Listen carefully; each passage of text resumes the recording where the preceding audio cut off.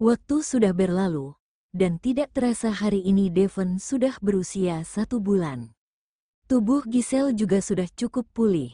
Raphael mengadakan pesta perayaan 1 bulan putranya di hotel terbesar di kota Leicester. Dia mengundang keluarga Octo dan keluarga Kevin, serta beberapa teman dan mitra dari komunitas bisnisnya. Mengetahui kalau Raphael adalah Ezikra, serta fakta bahwa Raphael tidak berniat mengaku pada keluarga Octo dan ini berarti dia secara sukarela menyerahkan harta miliknya pada keluarga Octo. Vito kemudian bertanya padanya untuk mengajak lebih banyak orang.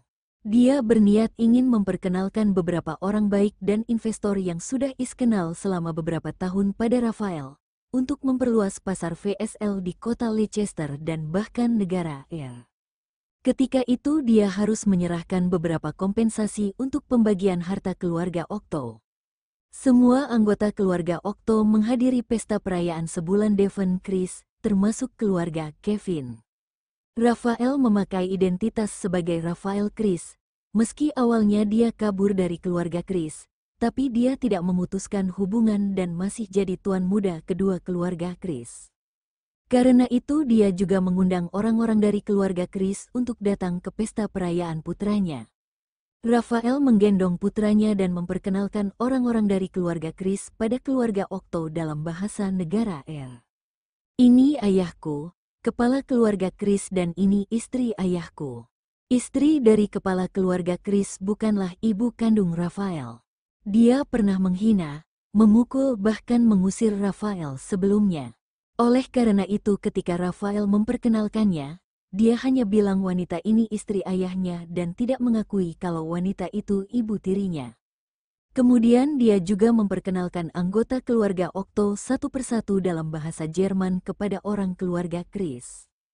Karena Raphael adalah seorang pengusaha, pesta perayaan 1 bulan anaknya ini banyak dihadiri oleh orang dari dunia bisnis. Setelah berkenalan dengan keluarga Chris, Ezra dan istrinya pergi untuk menikmati pesta perayaan itu. Ayah Raphael sepertinya tidak menyukai Giselle, Kina berkata pada Ezra saat mereka sudah duduk di area sofa untuk para tamu beristirahat. Ezra menjelaskan dengan tenang, banyak keluarga kaya yang dipaksa untuk menikah supaya bisa membentuk aliansi yang kuat untuk mencapai tujuan bersama dari kedua perusahaan. Karena Raphael masih tuan muda kedua dari keluarga Chris, pasti latar belakang keluarga itu penting. Selain itu istrinya juga harus baik supaya bisa jadi berkah untuknya. Tapi prestasi Raphael saat ini bisa dibilang lagi terkenal di dunia bisnis. Entah itu penampilan fisik, kekuatan dan latar belakang keluarga, dia yang paling terbaik. Kepala keluarga Chris pasti ingin dia nikah dengan seorang wanita terkenal dari keluarga kaya juga. Tapi Raphael malah menikah dengan Giselle yang bukan siapa-siapa dan punya kekurangan fisik, tanpa memberitahu mereka. Jadi wajar kalau dia tidak senang. Raphael bukanlah Raphael, dan dia tidak akan menyakiti dirinya sendiri dengan menikah dengan keluarga kaya juga, demi kepentingan keluarga Chris. Kalau gitu apakah kepala keluarga Chris akan cari cara untuk memisahkan Raphael dan Giselle? Kina bertanya dengan cemas. Ini adalah cara yang sering digunakan di banyak drama. Pada awalnya kakek Octo juga tidak terlalu senang dengan Kina. Kebetulan waktu itu Ryuko muncul dan kakek memaksa Ezra untuk menceraikannya. Seharusnya sih tidak. Ezra dengan lembut menyentuh perutnya. Sebenarnya banyak keluarga kaya tidak akan memaksa anaknya bercerai saat tahu putra mereka menikah dengan wanita dari keluarga biasa. Mungkin mereka kira keluarga wanita itu bukan siapa-siapa, lalu jadi tidak menyukainya dan tidak akan bertahan lama. Apalagi wanita itu sudah melahirkan seorang putra, seharusnya kepala keluarga Chris juga mikir gini.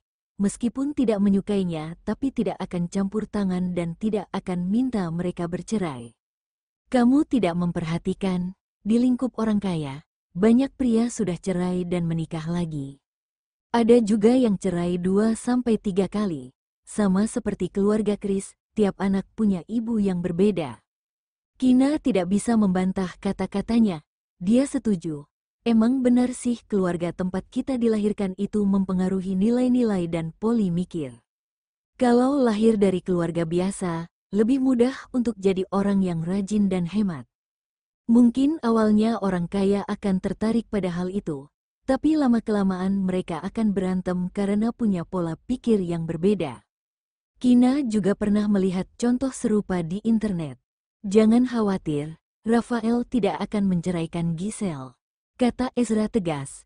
Ya, Kina tersenyum tipis. Dia mendongak untuk melihat para tamu di aula pesta perayaan dan secara tidak sengaja melihat wanita yang sedikit familiar.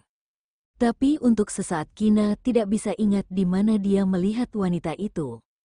Ezra melihatnya yang sedang menatap ke depan, jadi dia juga mengikuti arah pandangnya. Ada apa? Tanyanya sambil sedikit menyipitkan mata. Gak apa-apa kok, aku cuma merasa wanita baju merah itu terlihat familiar. Tapi aku tidak ingat di mana aku pernah lihat dia. Kina menggelengkan kepalanya. Evelyn Glory, Ezra menyebut namanya dengan acuh tak acuh.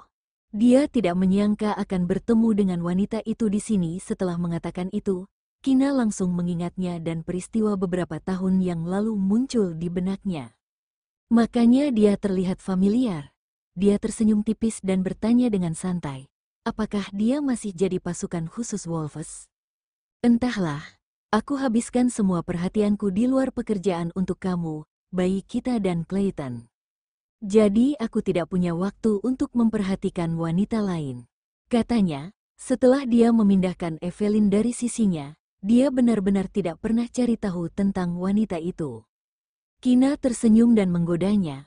Wah, Tuan Ezra makin jago gombal ya, bicaramu juga makin manis. Aku bilang yang sebenarnya kok, katanya. Aku juga tidak bilang kalau yang kamu bilang itu tidak benar. Jawab Kina. Ezra selalu tidak bisa melawannya. Kina, mau makan sesuatu? Dia mengubah topik pembicaraan. Aku agak haus. Begitu dia selesai bicara, Ezra berteriak.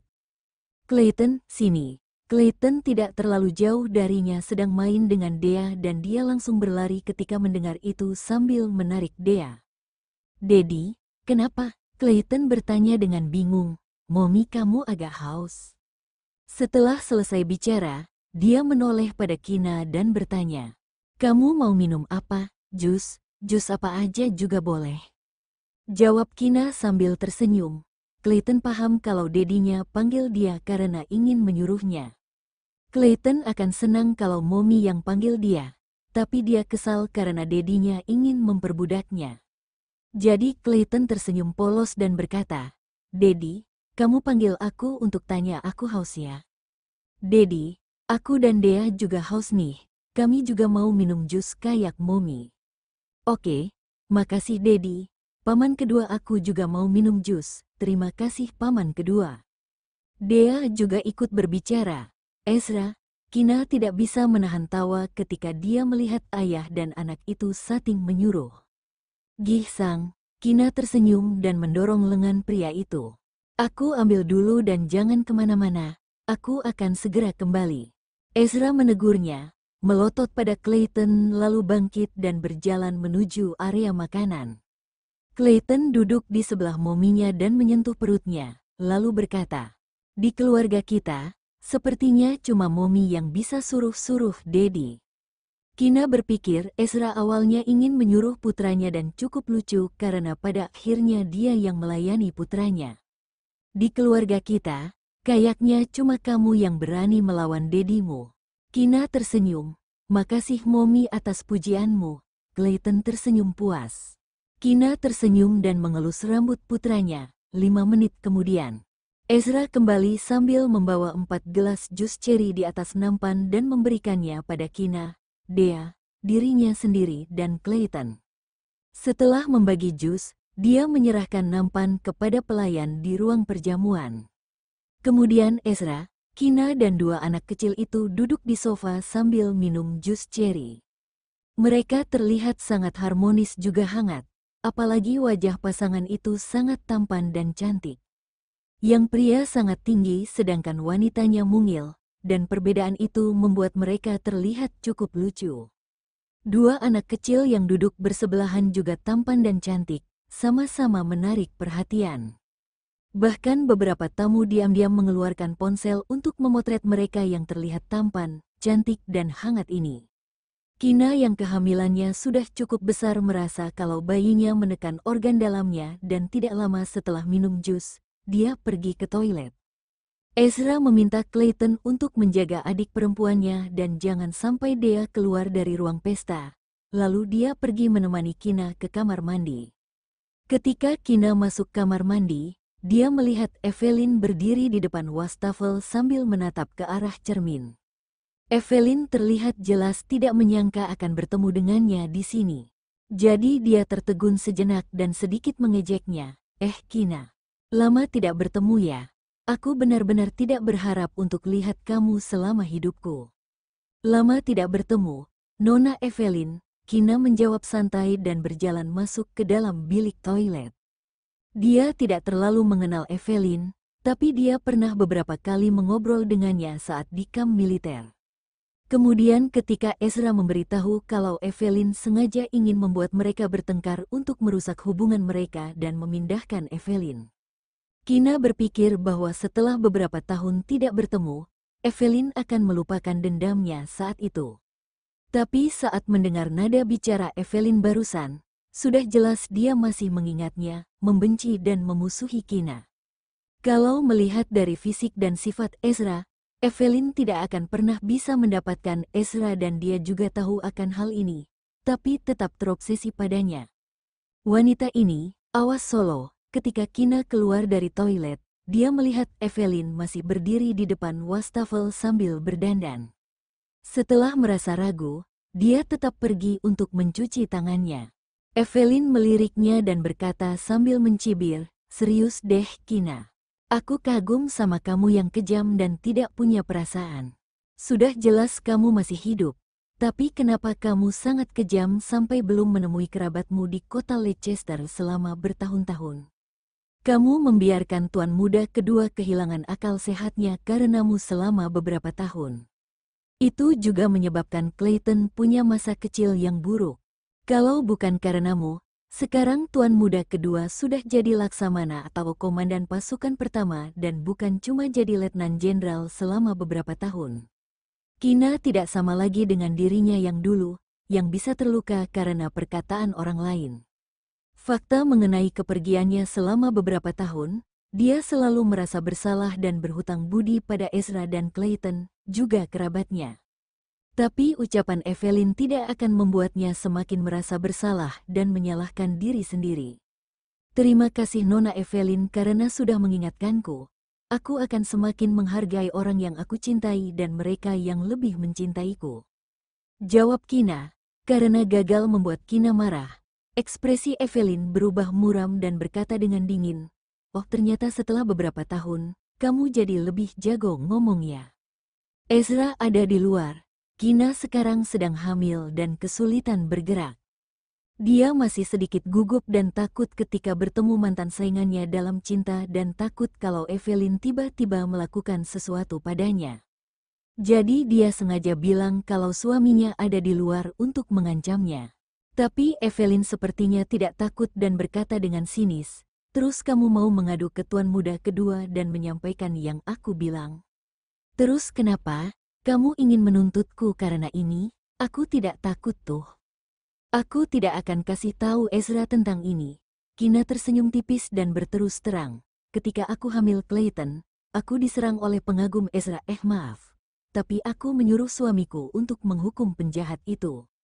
Oh, jadi ada yang parno ya? Setelah mendengar kata-katanya, Evelyn menyadari kalau Kina mengancamnya untuk tidak melakukan apapun. Tapi dia masih berkata dengan nada sarkastis, "Hari ini adalah hari pesta perayaan putra Tuan Rafael dan ada banyak CCTV di semua ruangan. Dan kamu, Kina bukan orang yang layak sampai aku harus menghancurkan masa depanku cuma untuk menyakitimu." Kina hanya diam, mencuci tangannya, merapikan rambut dan pakaiannya lalu keluar dari kamar mandi. Tapi dia merasakan sesuatu yang tidak bisa dijelaskan. Kalau perseteruan antara dia dan Evelyn baru saja dimulai. Ezra melihatnya keluar dari kamar mandi sambil menghela nafas dan segera bertanya dengan panik, "Kina, kenapa? Ada apa? Tidak ada. Kina mengusap perutnya, tersenyum dan berkata, hari ini adalah pesta perayaan 1 bulan bayi Rafael dan Giselle. Aku tiba-tiba merasa sepertinya beberapa bulan itu sangat lama. Padahal waktu aku hamil Clayton, kayaknya tidak selama ini deh. Setelah mengatakan itu, dia menghela nafas lagi. Terus, abis itu kamu tidak mau melahirkan lagi? Kata Ezra. Kina memelototinya dan tertawa kesal. Oh, jadi kamu masih mau punya bayi? Hamil itu sangat sulit. Setelah melahirkan bayi ini, dia tidak akan mau hamil lagi. Lalu Ezra memeluk pinggangnya dan berbisik di telinganya. Padahal aku mau kasih tahu kamu sesuatu loh. Kina, kenapa dia tiba-tiba mengatakan itu? Tunggu. Kamu mau pergi lagi? Kina menatapnya. Apa kamu melakukan sesuatu di belakangku yang aku tidak tahu? Ezra terpaksa mengubah topik pembicaraan. Kina, kamu dan bayinya lapar, kan? Mau makan apa? Ezra, jangan ubah topik dan katakan padaku sejujurnya. Kina meraih telinganya dan memerintahkan dengan serius. Ezra meraih tangannya yang sedang memegang telinganya. Aku kasih tahu kamu nanti malam, kalau kita sudah pulang. Tidak mau. Kalau nanti malam, mungkin aku akan lupa. Dia mendengus dan tidak bisa ditawar lagi. Ini sudah lama sekali. Karena melihatnya cemas, jadi Ezra langsung berkata, oke jangan marah ya, aku kasih tahu kamu sekarang. Dia membantu Kina duduk di sofa, membiarkannya bersandar padanya dan berbisik. Saat kamu baru kembali ke kota Zaun, aku tidak ingat apa yang terjadi pada kita sebelumnya.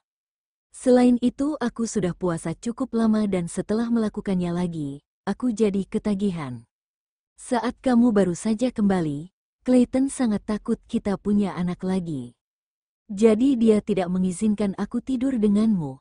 Kemudian aku pura-pura pergi operasi untuk menghilangkan ketakutan Clayton. Terus dia juga tidak mau aku memonopolimu, entah kamu ingat atau tidak. Aku pernah panggil dia ke ruang kerja untuk kasih tahu dia kalau aku sudah menjalani operasi. Setelah itu Clayton menganggap dia lucu dan merengek ingin punya adik perempuan. Jadi aku panggil dia ke ruang kerja lagi dan bilang, aku tidak akan pernah bisa punya anak kedua dan Clayton jadi sangat sedih, lalu menyuruhku untuk operasi lagi. Ezra mengaku sengaja memberitahu Clayton bahwa dia tidak bisa punya anak lagi awalnya, karena ingin balas dendam. Karena bocah kecil itu tidak mengizinkannya punya anak kedua, tapi setelah itu dia bilang mau punya adik perempuan. Mungkin karena dia tahu kalau susah untuk punya adik, jadi Clayton sangat menantikan kelahiran adiknya dan sangat perhatian pada bayi di dalam perut mominya.